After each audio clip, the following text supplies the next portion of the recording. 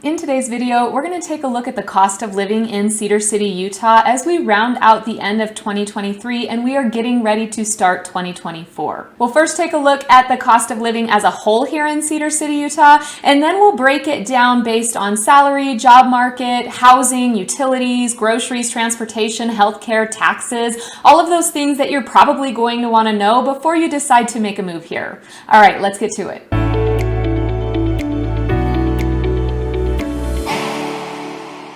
If this is your first time to this channel, we go over everything there is to know about living in Cedar City, Utah and the surrounding areas, really all of southern Utah. My name is Elizabeth Prisbrey. I'm with Stratum Real Estate Group. If you are looking to make a move here to southern Utah, I would love to help you out with that. Please feel free to call, text, or email. I promise you I will respond. All right, let's take a look at the overall cost of living here in Cedar City, Utah. According to payscale.com, Cedar City is 2% lower than the national average. Now that doesn't really help you unless you can compare it to where you are currently living to see where you fall. However, you can go to payscale.com's website. You can put in the location you currently live, you can put in your current salary, and you can put that you are moving to Cedar City, Utah, and you can see just about how much you're going to have to adjust your salary, whether up or down, in order to live in Cedar City, Utah and keep the same lifestyle that you currently live, as far as cost of living goes anyway. However, let's quickly compare that to a few larger cities based on Payscale's website. So for example, San Francisco, California is going to be 79% higher than the national average. We have Phoenix, Arizona that's 4% higher. Seattle, Washington is about 50% higher. Las Vegas, Nevada is 1% higher. Denver, Colorado is about 11% higher than the national average. And Miami, Florida is about 21% higher than the national average.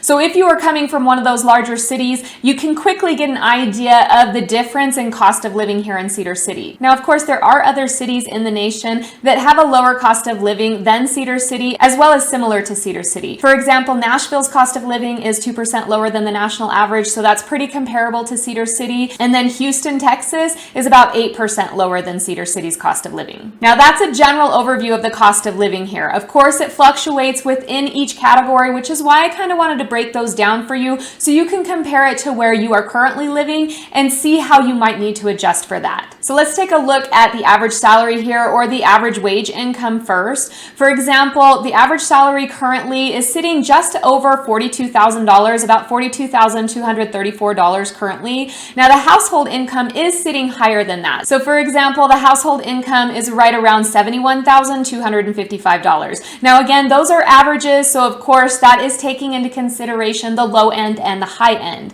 Now, we are a college town here, which means we have a lot of college students that are working here that are making lower wages than say somebody that's here and having a career. The median age here is 25 and a half years old. So remember, half of that is going to be below 25 and a half years old, and half of that is going to be above 25 and a half years old. So the fact that we are a college town does tend to skew that median income just a little bit. Now, I do want to point out that Utah has one of the lowest minimum wages. We only have $7.25 as a minimum wage. However, the living wage in Utah is actually $15.76. So you definitely can't live off of the minimum wage here, but I can say that my daughter's first job, 16 years old, never having work, she was able to get $14 an hour. So there are definitely jobs out there that you can get a little bit closer to the living wage. Obviously, she's 16 years old and living with me, so she does not need to make a living wage. But I wanted to throw those numbers out there for you just to give you kind of an idea of what to expect here. Now, the unemployment rate currently here in Iron County, Cedar City is in Iron County, so we're just going to lump that together because Cedar City is the largest city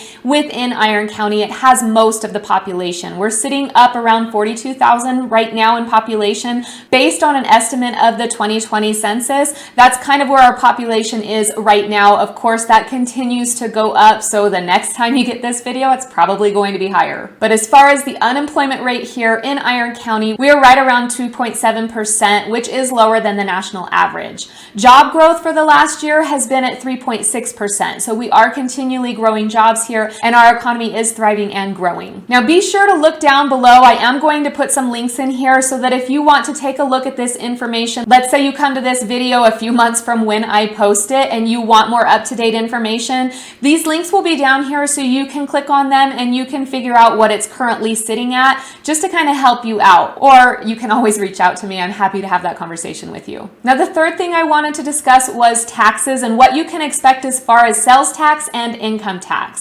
Income tax for the state of Utah is going to be at 4.85% right now at the end of 2023, getting ready to start 2024. Sales tax is going to be slightly higher than that. It's 6.45%. That is the 4.85% for the state of Utah, 1.5% for Iron County, and then 0.1% for Cedar City, Utah, giving you that 6.45% in sales tax. All right, up next is housing. We all want to know what kind of house we can afford. If you've been watching my monthly market updates or looking at my weekly market updates, you know Cedar City is sitting just above $350,000. If we consider the last 12 months, that puts us right around $357,000 for the median sales price on a home. Remember, that's median, so half or less and half or more than that, which leads me to the median rent price here. You're going to be just under $1,500. Again, that's median. Half or less than that, half or more than that. And then property taxes here, and I'm just gonna go straight with that median sales price. So I put that in at $357,000 when I calculated this, but that's gonna put you just over $1,800, about $1,823. Now, that's the full property tax. If this is your primary residence, you can apply and have a 45% discount on this, so you could potentially pay less if this is not a second home for you or an investment property. All right, so the fifth thing I wanted to talk about is utilities and what you can expect with these. I was really pleasantly surprised when I came to Cedar City. The utilities were much lower than I was used to paying in Las Vegas. Now, the utility company you can expect to use is going to be Rocky Mountain Power. They actually have on their website that for the state of Utah, the monthly average is about $115 for the monthly power bill. So I took that straight from there. But as far as my own home goes, if I were to average that out over the 12 months, I feel like I'm even a little bit less than that. So for water, if you're with the Cedar City Corporation, you'll get your water, sewer, trash bill all in one. Typical household's going to be right around $74, $75 a month. That's an average household of maybe 4 people living in that home. Now, as far as your gas goes, you'll likely be with Dominion Energy when you come in. Of course, this is going to fluctuate as well depending on the size of the home and what you are using and how many people are living there. But I would say to plan on about $50 on average. Of course, in the winter, it's going to be higher, and of course, in the summer, it's going to be lower. These are all averages. It does change based on what type of appliances you are using in your home, but it gives you a good idea. And then with internet, you can get high-speed internet here for around $45 a month. So that's something I wanted to throw in there as well. All right, number 6 on our list is groceries. Now, everybody's grocery bill is different, so I went ahead and pulled some of the main things that people buy at the grocery store so that you can compare it to what you are paying at your grocery store to kind of get an idea of the difference in cost. Again, I don't know what you're paying and I don't know where you're coming from, so I'll just tell you what we're paying here for some of these items. Currently, a gallon of milk is about $2.22. A pound of chicken breast is about $2.67. A dozen eggs is around $2.36. A pound of cheese is around $3.68. A loaf of your Grandma Sycamore bread, because that's my favorite, is about $3.46. And then a pound of strawberries, you're looking around $4.12. A pound of bananas are about 58 cents.